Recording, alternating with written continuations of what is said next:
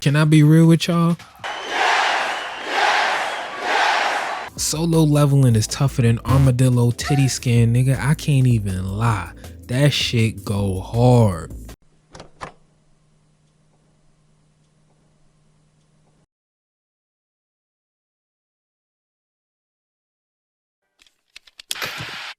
Now you probably sitting there wondering, oh my god, solo leveling, what is that? First of all, get yourself together, man. I got you.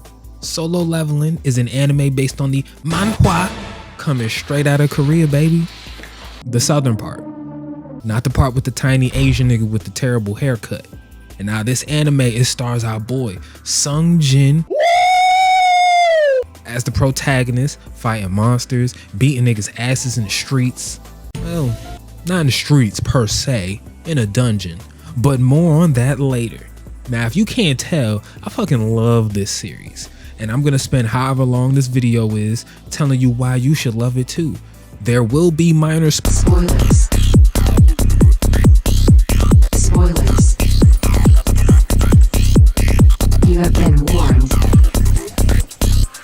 So if you don't want that, I'm gonna need you to do this for me real quick, okay? I'm gonna need you to take your shoes off, then take your socks off and kick rocks, nigga.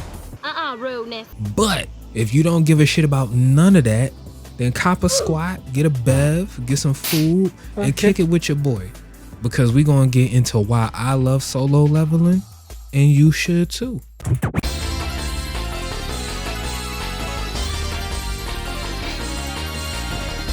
So the story begins with my guy, Sung Jin, who is a bum. He's a fucking bum of a hunter. Now, a hunter, you may ask, is a dude running around these dungeons that I mentioned earlier called gates to kill monsters and prevent them from entering the human world and wreaking havoc like Scott's brother. Now listen, that's called motherfucking bars, nigga. You know nothing about that. Jin is a lame ass nigga because on a scale of hunters ranging from S being top of the top tier, to E being the lowest of the low, then bitch, you guessed it, Jin is E rank.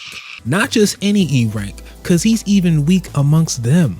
The standard energy level of a normal E rank is 70, and this nigga's is 10. One saddle, barely even double digits. He's a lame, but he got heart though. He got heart. So, as a hunter, he's using his little bit of coins to support his sister and pay his mama's hospital bills, cause this bitch in a coma or whatever. And while working one of these gates, what should be business as usual, quick little sidebar, business as usual for him is getting that ass beat on a regular basis while the other hunters protect and heal him. But he got heart though. He got heart. I'm gonna let him cook. So while doing another of these gates, they end up voting to go into a double dungeon, which is incredibly rare and at times incredibly dangerous. When they get there, shit gets wicked, my nigga, because these niggas end up dropping like flies around a white woman's washcloth. The level of enemy is astronomical, and no one is able to even take one hit, and if not for Jin's quick thinking, no one would have survived. So shout outs to that man. The fact that he is the one who saves them kinda leads to him getting left behind cause them niggas was but it is also what allows him to get a second chance. He survives and learns that unlike normal hunters who once they know what their level of ability is, they can't change it. But he has the ability to level up and improve his powers. This is when shit gets really interesting from here, but I'll let you discover for yourself if you decide to dive into this one. Now, overall, from a story and premise standpoint, it has an interesting one that slowly builds upon itself to not only add more layers, but properly answer all the questions that it poses.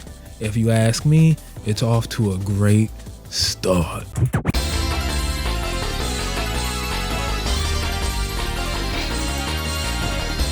This is one of them animes where if you're one of those doofy ass niggas who won't watch something cause it starts off so slow, then luckily for you, this shit starts off crazy. It does give you a brief bit of exposition to set up the world, but overall, it starts with action to earn the right to slow down and pique your interest. Episode 1 starts with these niggas fighting brolic ass ants. These niggas do chest, legs, they deadlifts is crazy. PRs is off the Richter. Buff ass ants. And they using cool magical abilities to fend them off. That's when it slows down and gets into the nitty gritty of young Wooski. The pacing also doesn't slow down for too long because not long after it speeds up again and takes us to the double dungeon.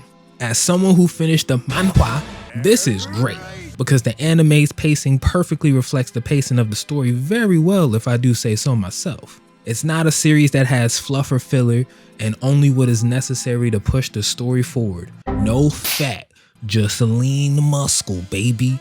The length of the story isn't too long either, with season 1 only being about 12 episodes, so you could finish this in a day if you want and not be bored. It's not fast enough where it's over in a blink, but also slow enough to where you can enjoy and savor what you're watching. Good job, Solo Leveling. Good job!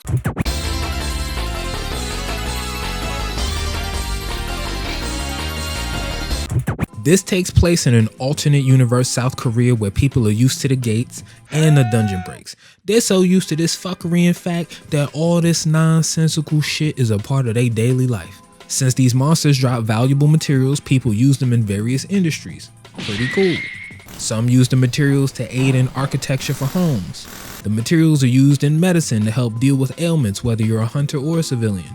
Of course, when speaking of hunters, people use those materials to make weapons and other protective gear to aid the hunters in the dungeon raids. They even use some of the crystals from dungeons as currency for trade, which helps fund these ventures, but also the guilds. The guilds are where all of the hunters get their little jobby jobs, do their research, they train and recruit, and all of the other stuff is all organized out of.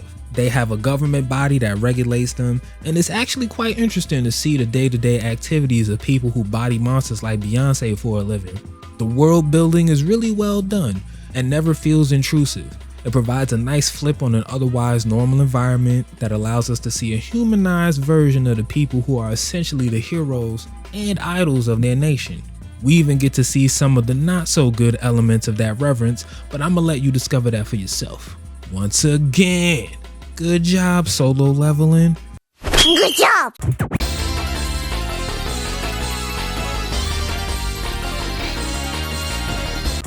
Now the look of this anime is chef's kiss.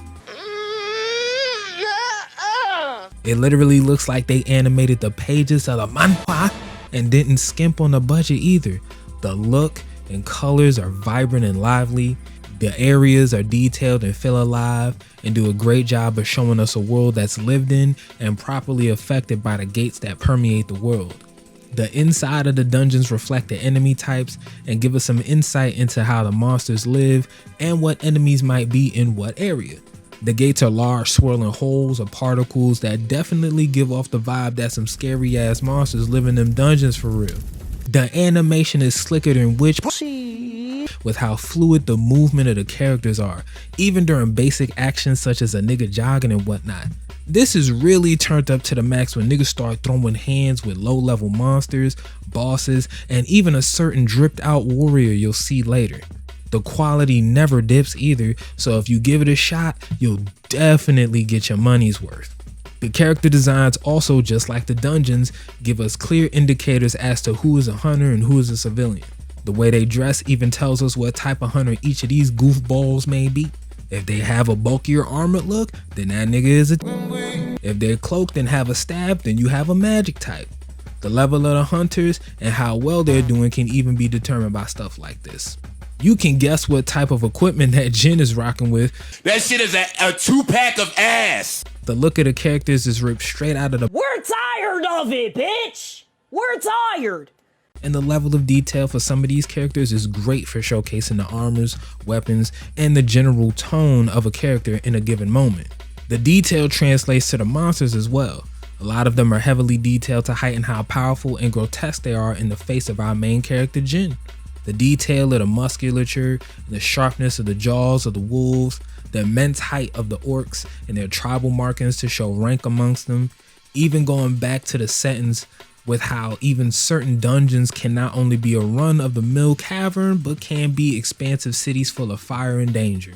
All of that gives insight into the hunters and the monsters. The designs show how much of a danger they can potentially be just based off of their designs. Good job, Solo Leveling. Good job.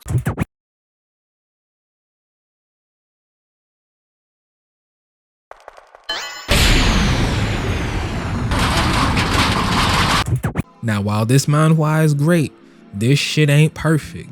One of its shortcomings is the fact that the character development is seriously lacking. He ain't lying. If they name ain't Jin or they aren't important to the plot at the moment, then there isn't much development if I'm being Hey, yo. Some characters, particularly some of the ones from the double dungeon, get small arcs, but otherwise you don't really see many characters grow and develop to the same degree as Young Soon does. The focus is primarily on Jin, and you'll be disappointed if you expect more, so don't. It is sad to see since the world genuinely is interesting and a lot of the characters had the potential to be as well. They just aren't fleshed out like they should be. Overall, it doesn't get in the way of what it is trying to accomplish, so I ain't mad.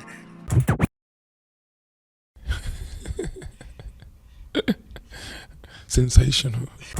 The reason the lack of character development and the simple story doesn't bother me is because I didn't expect anything deep from a fucking shonen. Hey. Well, at least this particular one. This series lets you know what it is from jump, and that is a fun, simple, and action-packed shonen, and that is it. It is not going to hit you over the head with 3D chess levels of depth. There will not be layers of subtlety to peel back. What you see is what you get, bitch. If you want something that is fast, fun, and to the point, then this is it. No fluff to bog down his goal of being just that. If you want something more, then there are plenty of other manhwas, mangas, and animes to engage with. Also, the writing isn't bad just because it doesn't meet your expectations. The writing here is good because it accomplishes what it needs to in the context of what it is. Message. That's like judging Future for not making a Roots album and deeming his music trash because of it. Nigga, that's dumb as fuck. Can it be better in some areas? Does it get the job done despite those flaws? Abso-fucking-lutely. If you're looking for a new action-oriented anime, then you came to the right place. Other than that, I'ma head out and keep minding my business like I was raised to. And I will see you in the next one. Sayonara, niggas.